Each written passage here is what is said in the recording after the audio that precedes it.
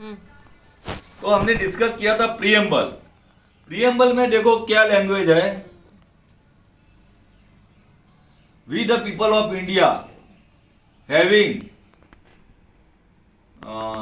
Solemnly resolve, हम कसम खाते हैं या शपथ लेते हैं to constitution India into sovereign. Sovereign का मतलब मैंने बता दिया, स्वतंत्र। हमारी जो पूरी बाउंड्रीज है हमारे अंडर में है, किसी का इंटरफेयर नहीं है। सोशलिस्ट, सोशलिस्ट या सोशलिस्ट, इसका मतलब है समाजवादी, समाजवादी समाज रचना, सोशलिस्ट, राइट। कोई ऊंच नीच का भेद नहीं होना चाहिए, सोशलिस्ट का मतलब है। दूसरा एक तीसरा शब्द है सिक्युलरिज्म या सिक्युलर। सिक्युलर का मतलब है बिन सांप्रदायिक। भारत बिन सांप्रदायिक है, कोई भी धर्म को स्पेशल स्टेटस नहीं देता है। भारत स्टेट के लिए या गवर्नमेंट के लिए सब धर्म समान है, चाहे हिंदू हो, मुस्लिम हो, सिख, ईसाई, जैन, पारसी, ख्रिस्ती, बुद्ध, सब इक्वल है। तो उसको बोलते हैं सिक्युलर कंट्री, राइट। तो हमारी कंट्री में सभी को अपने अपने धर्म का पूजा अर्चना करने की पूरी स्वतंत्रता है, उसको सिक्युलर बोलते हैं। सोशलिस्ट हो गया, सिक्युलर। और तीसरा है इंटीग्रिटी।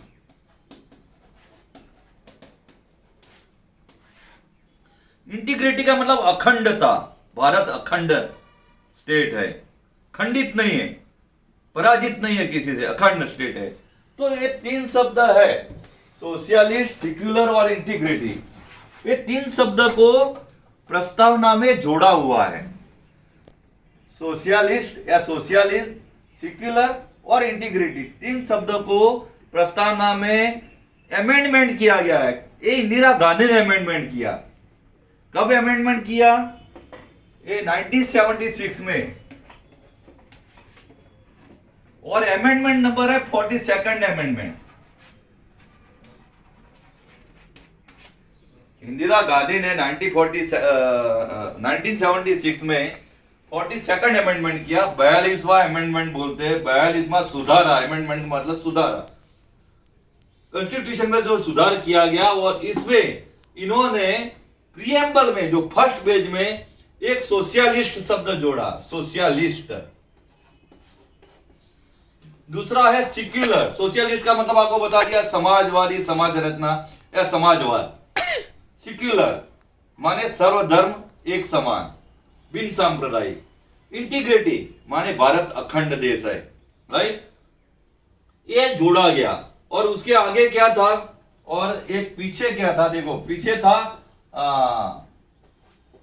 Republic democratic.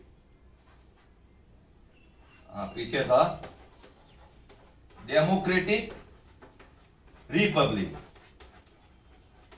देखो डेमोक्रेटिक का मतलब है, हमको पता ही है कि लोकशाही, और रिपब्लिक का मतलब है गणतंत्र, सामान्य जनता का राज। गणतंत्र का मतलब जनता का राज, तो रिपब्लिक का मतलब जनता का राज हो गया, डेमोक्रेटिक रिपब्लिक। तो भारत को इस प्रकार सोशलिस्ट, और उसके आगे सोवरेनिटी था लिखा हुआ।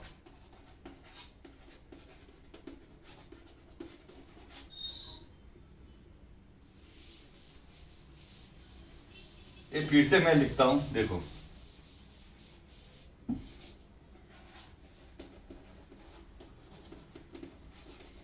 सोवरेनिटी माने बिन प्रभुत्व वाला, हमारी जो बाउंड्री है, हम स्वतंत्र है, स्वतंत्रता के साथ में सोवरेनिटी। और दूसरा शब्द है इसके बीच में जोड़ा सोवरेनिटी, और क्या था? सोवरेनिटी डेमोक्रेटिक रिपब्लिक, ये था। और इसके बीच में कौन सा शब्द जोड़ा? देखो सोशलिस्ट और सिक्युलर, और तीसरा इंटीग्रिटी। ये तीन शब्द जोड़े 42nd अमेंडमेंट में 1976 में इंदिरा गांधी ने ये तीन शब्द जोड़े। यहां तक क्लियर हुआ? हेलो। हाँ, तो अभी आगे बढ़ते 42nd अमेंडमेंट में जोड़ा उसके बाद आता है कि देखो राइट, ये फीचर्स ऑफ कॉन्स्टिट्यूशन। कॉन्स्टिट्यूशन के लक्षण क्या है?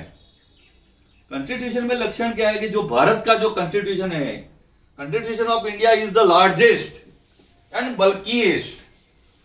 ऐसा कहा जाता है कि कॉन्स्टिट्यूशन लार्जेस्ट है हमारा एंड बल्कीएस्ट। लार्जेस्ट मतलब बहुत विशाल है, रिटर्न में भी है। देखो बल्कीएस्ट माने बहुत, उसका जो वॉल्यूम है that is bigger, right. Largest हो गया, बल्कीएस्ट हो गया, जिसका वॉल्यूम बिगर है, जिसको हम नॉर्मल भाषा में क्या बोलते हैं कि बड़ी पोथी होती है या थोथा बोलते हैं, पोथा, राइट, सिंपल भाषा में। दूसरा है single citizenship, single constitution, single citizenship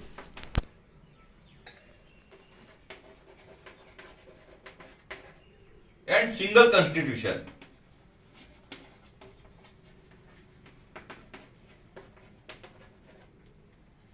देखो इधर हमारा कॉन्स्टिट्यूशन में सिटीजनशिप भी सिंगल है। पहले देखो बिफोर 370 आर्टिकल था, तब जे&के का जो कॉन्स्टिट्यूशन अलग था और सिटीजनशिप भी डबल थी उनकी।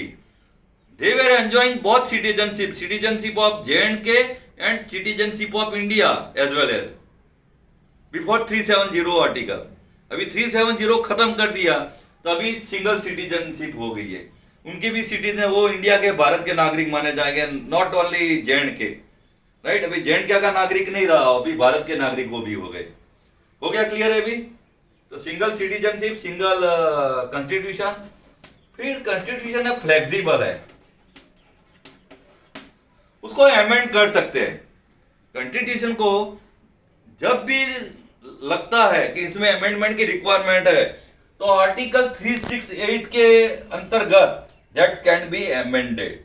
हो गया क्लियर? ये भी पहले बताया था, आर्टिकल 368, जिसके अंतर्गत जो ईडब्ल्यूएस वाला इकोनॉमिकल वीकर सेक्शन का 2018 में अमेंडमेंट किया गया, जिसको 10% रिजर्वेशन दिया गया। तो कॉन्स्टिट्यूशन में अमेंडमेंट करना है तो फ्लेक्सिबल है, इसलिए अमेंडमेंट कर रहे हैं, अदरवाइज हम अमेंडमेंट नहीं कर सकते, राइट।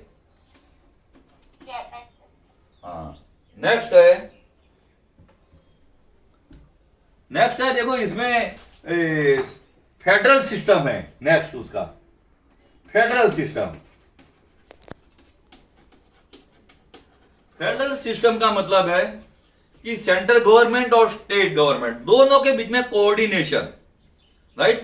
सेंट्रल गवर्नमेंट क्या काम करेगी, स्टेट गवर्नमेंट क्या काम करेगी, उनका जो लिस्ट है आपको बता दिया कि जो यूनियन लिस्ट है वो सेंट्रल गवर्नमेंट काम करेगी, जो स्टेट लिस्ट है स्टेट गवर्नमेंट काम करेगी, और जो कॉन्करेंट लिस्ट है, संयुक्त लिस्ट है, उसके मुताबिक दोनों गवर्नमेंट उसमें काम कर सकती है। हो गया क्लियर है आपको?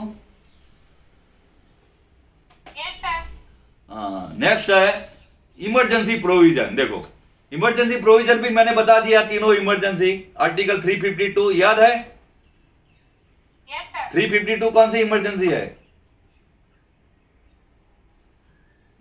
National emergency, right.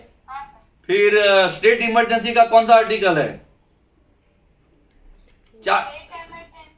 4 प्लस करना है, 352 में 4 प्लस करो, 356 स्टेट इमरजेंसी का आर्टिकल। फिर फाइनेंशियल इमरजेंसी का कौन सा आर्टिकल? 360 आर्टिकल है, राइट। उसके बाद है सिंगल जुडिशियरी। सिंगल जुडिशियरी का मतलब है जुडिशियरी इज इंडिपेंडेंट और सिंगल है। Supreme court is the head of the judiciary. न्यायतंत्र हमारा अलग है, राइट। न्यायतंत्र का पार्लियामेंट से या कार्यकारी जो है एग्जीक्यूटिव से कोई कनेक्शन नहीं है। प्राइम मिनिस्टर या चीफ मिनिस्टर कोई न्यायतंत्र का, चीफ जस्टिस ऑफ इंडिया या हाई कोर्ट का चीफ जस्टिस ऑफ इंडिया को वो निर्देश नहीं दे सकता है कि आप इस प्रकार फैसला करो। नहीं, they are independent. Our judiciary is independent और सिंगल जुडिशियरी, राइट। अलग अलग जुडिशियरी नहीं है। देखो तो आज हम ये यहाँ तक चर्चा किया है, राइट, जुडिशियरी तक।